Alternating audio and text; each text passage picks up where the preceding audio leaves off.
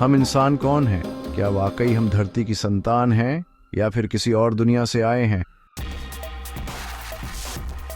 इस वीडियो में आपको मिलेगा वो रहस्य जिसे छुपाया गया, वो इतिहास जिसे मिटा दिया गया और वो डीएनए कोड जिसे डीकोड करने की किसी में हिम्मत नहीं। डीएनए यानी डीऑक्सीराइबोन्यूक्लिक एसिड सिर्फ एक मॉलिक्यूल नहीं, बल्कि ये एक इंस्ट्रक्शन मैनुअल है। इसमें मौजूद 3.2 बिलियन बेस पेयर्स ऐसी सीक्वेंस बनाते हैं जो किसी प्रोग्रामिंग लैंग्वेज से कम नहीं।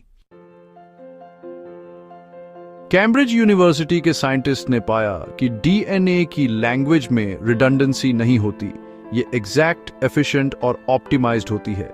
क्या ये किसी डिजाइनर का क्रिएशन हो सकता है? हमारे जीनोम का 97% हिस्सा जंक डीएनए कहा जाता है, क्योंकि उसका कोई नोन बायोलॉजिकल फंक्शन नहीं है। लेकिन क्या यह सच में जंक है?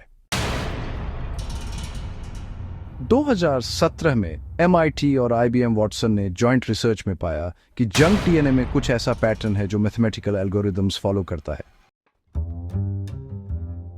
क्या यह डोरमेंट कोड है, किसी इंटेलिजेंट स्पीसीज द्वारा डाला गया?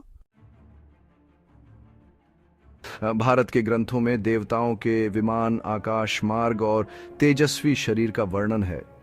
महर्षि वाल्मीकि के अनुसार रावण का पुष्पक विमान हवा में चलता था। सुमेरियन टैबलेट्स में अनुन्नकी का जिक्र है, जो आकाश से आए और डीएनए से इंसान बनाए। क्या यह सिर्फ माइथोलॉजी है या हमारा जेनेटिक पास्ट?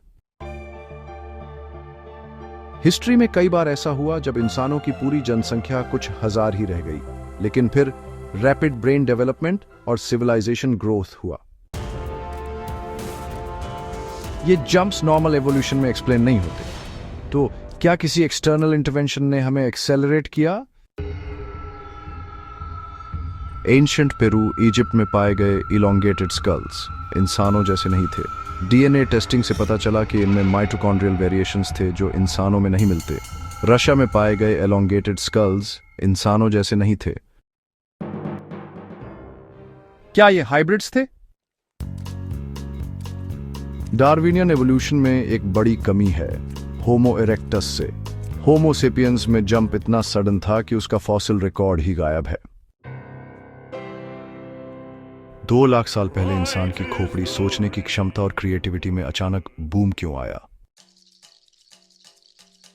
रशियन साइंटिस्ट्स ने साबित किया कि स्पेसिफिक फ्रीक्वेंसीज डीएनए स्ट्रैंड्स को ऑल्टर कर सकती हैं। एंशिएंट चांट्स, वैदिक मंत्रास और ग्रेगोरियन साउंड्स में फ्रीक्वेंसीज हैं जो हीलिंग और कोडिंग से जुड़ी हैं। क्या प्राचीन लोग जानते थे कि शब्दों से डीएनए को कंट्रोल किया जा सकता है? पाइनियल ग्लैंड, जिसे तीसरी आंख कहा जाता है, यह ग्लैंड इलेक्ट्रोमैग्नेटिक सिग्नल्स रिसीव कर सकता है। इंडियन सेंट्स, इजिप्शियन प्रीस्ट्स और मायंस सब ने इस ग्लैंड को डिवाइन इंटरफेस कहा। क्या एलियंस इसी माध्यम से संपर्क करते थे? RH नेगेटिव ब्लड टाइप केवल 15% लोगों में पाया जाता है। इन लोगों में आपको अक्सर unusual immunity, brain wave activity और इमोशनल इंटेंसिटी देखने को मिलती है। कुछ रिसर्चर्स इसे आप कह सकते हैं नॉन टेरेस्ट्रियल हाइब्रिड डीएनए मानते हैं। इंग्लैंड के कई क्रॉप सर्कल्स में बाइनरी कोड पैटर्न्स पाए गए हैं। 2001 में क्रैबवुड क्रॉप सर्कल में एलियन फेस के साथ एक एनकोडेड मैसेज था, beware the bearers of false gifts and their broken promises. क्या यह जेनेटिक वार्निंग थी? अटलांटिस एक ऐसी सभ्यता थी जो क्रिस्टल से एनर्जी कंट्रोल करती थी। प्लेटो ने लिखा कि अटलांटिस के पास सोल रिकॉर्डिंग तकनीक थी। कुछ स्कॉलर्स मानते हैं कि क्रिस्टल्स डीएनए वाइब्रेशंस को स्टेबलाइज कर सकते हैं। सुमेरियन टेक्स्ट एनुमा एलिश में लिखा है कि अनुन्नकी ने एक क्ले बीइंग बनाया, लेकिन वह बोल नहीं सकता था। फिर उन्होंने उसमें डिवाइन ब्लड मिलाया।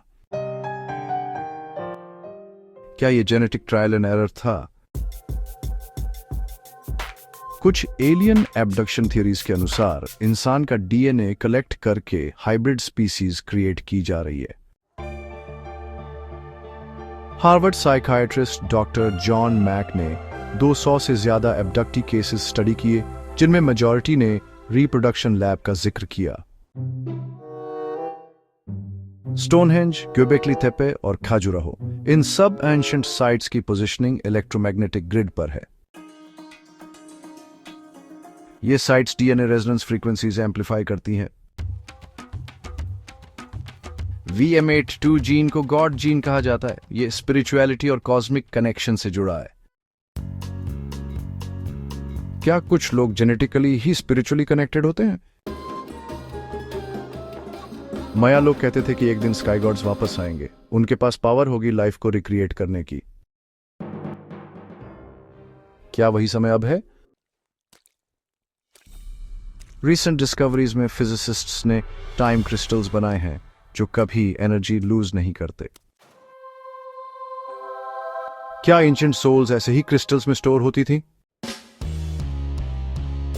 काजाकिस्तान के साइंटिस्ट्स ने दावा किया था कि ह्यूमन डीएनए में एम्बेडेड मैसेज है, जिसे बायोलॉजिकल सेटी कहा गया।